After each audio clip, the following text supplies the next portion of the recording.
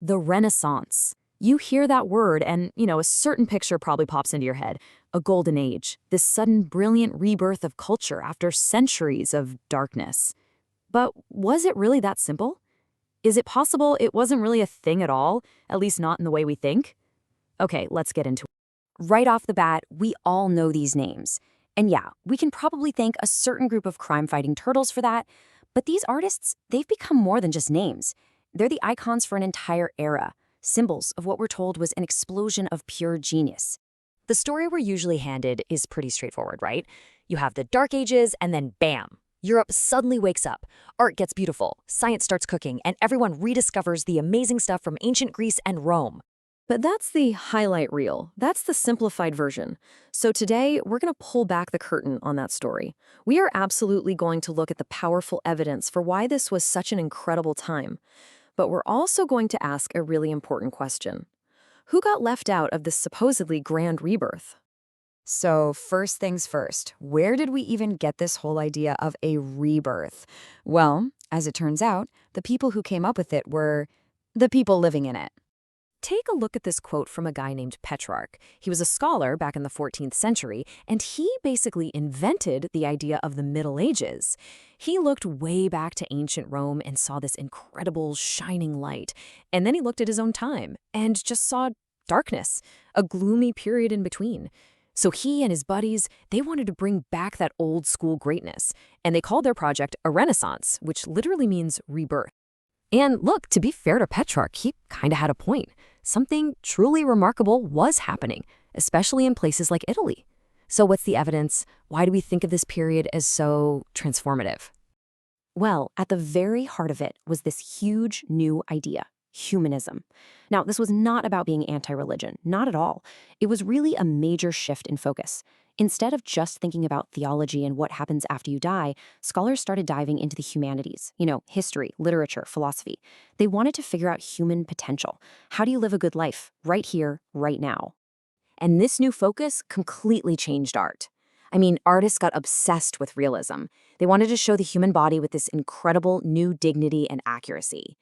Get this, Michelangelo and Leonardo, they actually dissected human corpses, which was often illegal, just so they could perfectly understand every muscle and bone.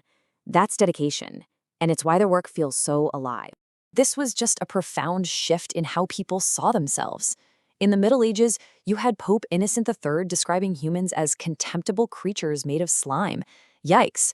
But in the Renaissance, a new idea took hold, that humans, made in God's image, were capable of almost godlike things.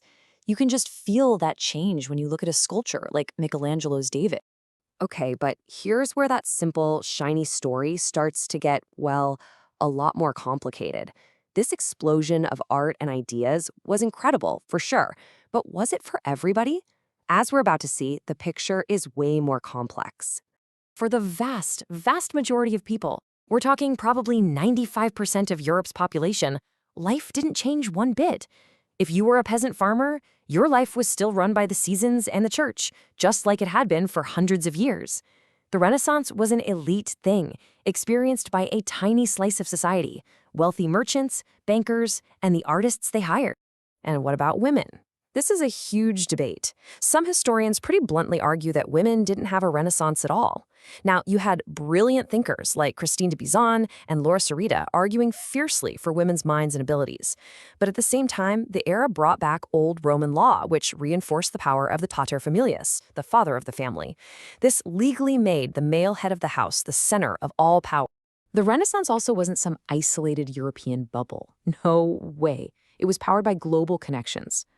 For centuries, scholars in the Islamic world had been saving and building on the very same Greek texts that Renaissance thinkers were suddenly rediscovering. All that money paying for the art, a lot of it came from trade with the Ottoman Empire.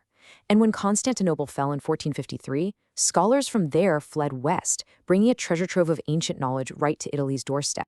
So, if this was a movement for a tiny elite, and it was powered by all these global connections, what were the secret ingredients? What made it all happen right then and right there? All right, secret ingredient number 1. And this probably won't surprise you. Money. Lots and lots of money. Cities like Florence were the economic engines of their day, kind of like the Silicon Valley of the Renaissance. You had these super wealthy banking families, like the Medici, who spent absolute fortunes on art and buildings. And this whole system of patronage wasn't just about pretty things, it was a power move, a way to show off your status and make your wealth, which the church was often suspicious of, seem legitimate. But money isn't everything. You need a way to spread ideas around. And that brings us to the second secret ingredient, a piece of technology that literally changed the world. I mean, it's hard for us to really wrap our heads around, but before Gutenberg's printing press, every single book had to be copied by hand. It took scribes months, sometimes years. A single book could cost as much as a house. But the printing press, that changed everything. Suddenly, you could mass-produce texts. Knowledge wasn't just for monks and the super rich anymore. The impact was just immediate. In the first 50 years after the press was invented, an estimated 20 million books were printed in Europe. That is an information explosion on a scale nobody had ever seen. It fueled debates, it spread new ideas like wildfire, and it kickstarted a rise in literacy all across the continent. And finally, you need a spark, a catalyst. In this case, there were two huge historical shocks that acted like accelerators. First, the Black Death. It was absolutely horrific, but it also meant that the people who survived had more wealth concentrated in their hands, and it fostered this new live-for-the-moment attitude. And then, like we said, the fall of Constantinople pushed a wave of ancient knowledge directly into Italy, giving those humanist scholars all the raw material they needed. So, what does all of this mean for us? Why does it matter? Well, the ideas that were born in this era didn't just stay in the 15th century. They fundamentally shaped the world we are all living in right now. Just take politics, for example. The Renaissance gave us two totally competing visions of what a leader should be, and we are still arguing about them. On one hand, you have Machiavelli, the ultimate pragmatist, saying a ruler has to do whatever it takes to stay in power. On the other, you have Erasmus, the idealist, who argued that a good ruler has to be virtuous and educated to keep the peace. That tension, it basically defines modern politics. So, to finally answer our big question, was the Renaissance a thing? Yes, absolutely. But it wasn't the simple fairy tale of light suddenly bursting out of darkness. It was messy, it was complex, it was unequal. It was a transformation for a privileged few, but it was powered by big money, new tech, and crucial connections to the rest of the world. And its ideas, well, they built the very foundations of our modern age. You know, the great thinkers of the Renaissance looked back to the ancient world to find the tools they needed to build a new one. And that kind of leaves us with a question for our own time, doesn't it? In an age of what feels like unprecedented change, where should we be looking for the inspiration to build our future?